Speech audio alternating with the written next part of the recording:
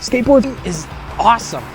Just with little tiny pieces of wood, we can fly through the air like superheroes. It's crazy, right? Just a simple piece of wood and some physics and we're off. You can accomplish incredible feats. No, not those kind of feats. There's just one small problem. Skateboarding's hard.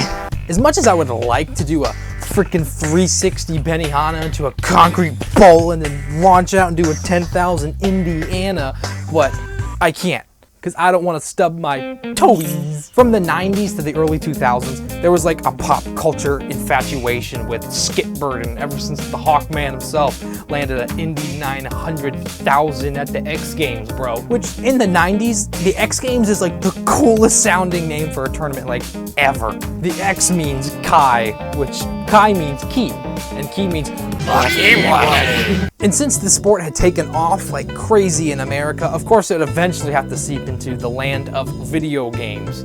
Like Tetris could use a skateboard, bro. I just kind of wanted to talk about skateboards in games, but not necessarily skateboarding games, because there's a ton of good skateboarding games out there, and there's a ton of good videos out on the subject. Kid Icarus has an excellent video where he talks about all the bad skateboarding games, and my boy Squinto has already done his skate week, and so check out the description for their videos about the topic because they got great ones. I just wanted to talk about skateboards in video games. Before we dive in, the question that's been argued between politicians, theologians, and scientists, cities have burned down in the wake of the answer to this question. How does a dragon ride a skateboard? Like this. Someone catch me! In Spyro 3, you can find these skateboarding side levels, and they're just the freaking coolest thing ever. As a small goblin, I would play these levels over and over and over again, just trying to chase down those freaking lizards. Freaking lizards suck! You laughing at me? You can't laugh at me, you fricker. I just see you in there. You Kokomoto dragon, I see you in there. What? You wanna say crap too? They made this whole awesome skate park for you to just go crazy around. You can do sick flips and tricks and all this cool stuff. Little old me was in for a surprise. Because as a little kid who couldn't even do the quadratic equation yet, like I know, right? Matt much? I didn't get very far into games because I was bad at them because I'm a little baby, and also I kept losing the memory card. It's mostly that reason why, but hey, you don't judge me, I won't judge you in the dark on the toilet. But when I got a little further in the game and I realized that there's this whole nother part that's even bigger than the last one, it blew off my little kid balls.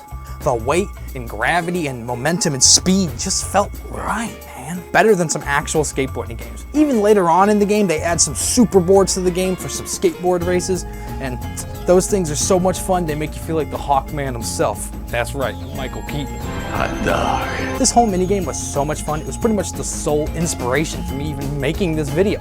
But the benefit of growing up in the 2000s is that this whole sensation would bleed well into the PlayStation 2 era. That's where we enter wacky mode, boys.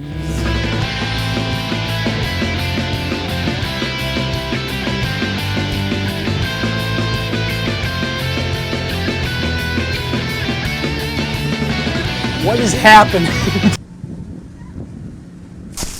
Now, I'm not gonna pretend that I know everything about Metal Gear Solid, because I'm not pretending. I do know everything about Metal Gear Solid. I'm a certified lore master, alright? You don't understand. No one understands me. I don't remember Raiden scraping his knee While doing a pop shove it into a nose grind. on Metal Gear Solid. This is freaking whip sword. Going swimming. I see you, Kojima. Before Death Stranding had you shredding hard on a hoverboard, freaking Solid Snake was acid dropping into a bowl with lots of side content. Metal Gear Solid was already the king of fun side games. Like Metal Gear Solid 3 had you capture monkeys like your name was Naked Catch a Monkey Snake, and Metal Gear Solid 4 had you not catching monkeys like your name was Old not Catching Monkey Snake Jr., but nothing to the degree of this. Metal Gear Solid 2 had you shredding hard as either Raiden or Solid Snake. This is just wacky crap. It looks like a fan nod. It even has its own rendition of the Metal Gear Solid theme song in a rock and roll album cover, bro. This song really puts the metal into Metal Solid Gear. Wait, no, I said it wrong. Now, I've actually never played this minigame before because my PS2 doesn't work, but that's its own list of issues. But like, freaking looking at it, dude. Like, freaking, how could people say God doesn't exist when he was clearly making games for the PlayStation? Wow! Oh, he's coming. Frick, get the camera quick. Frick, this is not advisable. This is scary. I have no jokes. Oh, bored. Now, Spyro and Metal Gear are two of my favorite franchises, and they both include doing sick flips and shredding wood. But anyone else who's been paying attention to my channel recently may know that there's another game out there that I just love. And if you do know what it is, then good on you. That's what I like about you. That's right, baby. I'm talking about Bloodborne. Yeah, that's not a typo either. Oh, yes, it is. Kingdom Hearts 2.